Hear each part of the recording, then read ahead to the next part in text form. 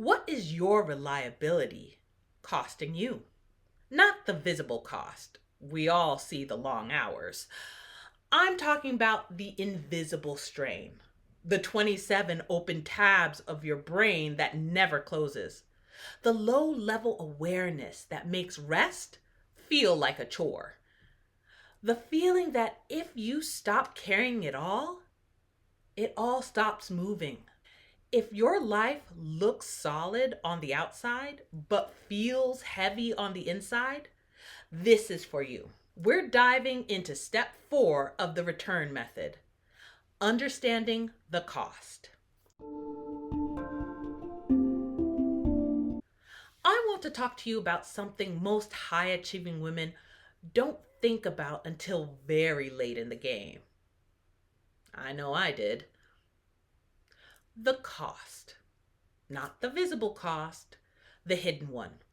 The quiet accumulation of strain that doesn't look like burnout, but absolutely feels like something's not right.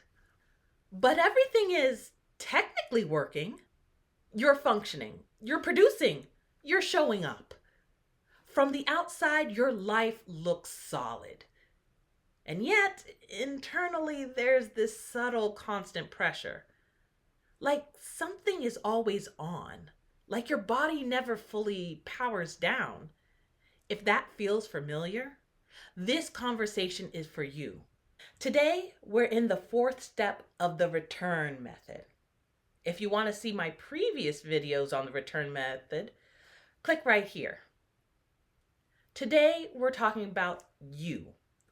Understand the cost. And this step matters more than most people think, because you will not change a pattern you believe is working. And overfunctioning can look like it's working for a long time. You get results, you get recognition, you get described as reliable, capable, strong. But those things are visible returns. What we're looking at today is the invisible cost. Overfunctioning is not a lifestyle. It's a survival adaptation that has outlived its original purpose. At some point, it was useful. Maybe you needed to be the steady one. Maybe you needed to anticipate chaos. Maybe competency was your safety signal. But your nervous system doesn't know that the environment has changed, so it keeps running old software. And software that was written for emergencies is very expensive to run continuously. Overfunctioning is not free. It has a cost. It's just not always loud or immediate. It accumulates quietly over time in your body, in your relationships, in your thinking. And because it accumulates slowly, it's easy to normalize it. You start thinking, this is just what life feels like at this level. It isn't. Let's walk through a few of the most common costs. Cost 1. You don't fully reset. You might sleep, but you don't always rest. There's a difference. Your body might be in bed, but your mind is still running background processes. It's planning, it's tracking, it's anticipating.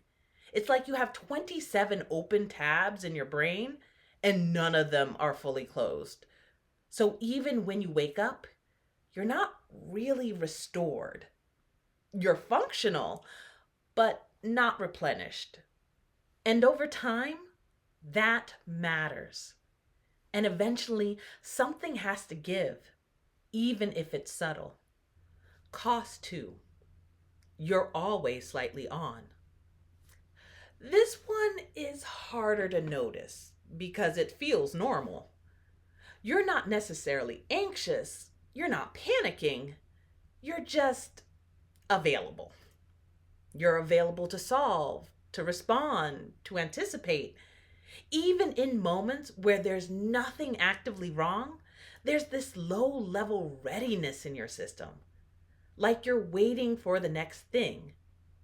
That state doesn't feel dramatic, but it prevents full relaxation. It keeps your body in a kind of quiet vigilance. And over time, that limits how deeply you can actually feel at ease. Cost 3: emotional load in relationships. Overfunctioning doesn't just show up at work, it shows up in how you relate to other people. You may find yourself tracking how others feel. You might be anticipating their needs, smoothing over tensions between people, and managing conversations.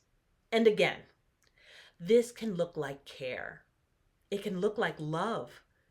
But when it's constant, it becomes labor, invisible labor. And invisible labor is very easy to overdeliver on because no one's measuring it except your nervous system. Let me say something real quick. High achieving women are incredibly good at optimizing systems. We will streamline workflows. We will improve team efficiency. We will create better communication structures. But when it comes to our own energy, we'll figure that out later. Later has been busy. Later is tired. Later would like a word. Cost 4: narrowed thinking. When your system is frequently in urgency, even low-grade urgency, your thinking changes. Not in a dramatic way, but in a subtle one. Your focus narrows. You prioritize what's immediate. You solve what's in front of you. And you may still perform well, but you lose access to something important. Spacious thinking. Outside of the box thinking. The kind of thinking that allows you to step back, see patterns, make strategic decisions instead of reactive ones. That kind of thinking requires calm. It requires safety. Cost 5: your identity gets tied to carrying. This is the deepest layer. If you're known as the reliable one, the strong one, the one who always handles it, that becomes part of how you see yourself and part of how others see you. So, what happens when you stop carrying everything? This is where fear shows up, not always consciously, but internally. Because if your value has been tied to how much you hold, letting go can feel like losing a part of your identity. That's not a small shift. That's why this pattern is so persistent. It's not just behavioral, it's your very identity. Now, let me say something very clearly. Understanding the cost is not about making you feel bad. It's not about creating urgency. It's about giving you accurate information because once you see the full picture, you can make a real choice, not a reflexive one, a conscious one. If you stop overfunctioning, you will not become irrelevant. You will not become lazy. You will not lose leadership capabilities. In fact, something interesting often happens. People around you will start stepping up because your constant intervention was unintentionally suppressing their initiative. And I know that can feel uncomfortable because it means you were carrying more than you needed to. But discomfort is not danger. Remember that from video 2? Let's talk about what happens when you begin to shift this pattern. You'll notice you'll feel less internal pressure to respond immediately. You allow small things to unfold without stepping in. You start to feel moments of actual calm. Nothing dramatic. No identity crisis. No collapse. Just small increases in capacity. You are allowed to be someone who doesn't carry everything. You are allowed to be competent without being responsible for everyone's outcome. You're allowed to be high performing without being hyper vigilant. And you are allowed to rest without secretly monitoring 10,000 things in your head. This is why the return method matters. Because we are not trying to fix behavior. We're recalibrating pattern level psychology and identity level meaning. And that takes time. And that's okay. I have a question I want you to ask yourself this week. What is this pattern of overfunctioning costing me that I've been calling normal? Is it your sleep? Is it your softness? Is it your strategic thinking? Is it your presence?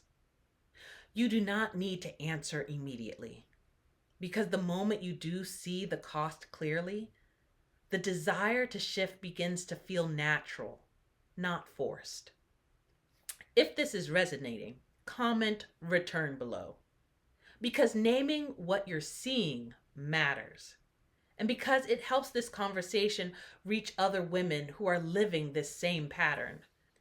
In the final video, we are going to bring everything together.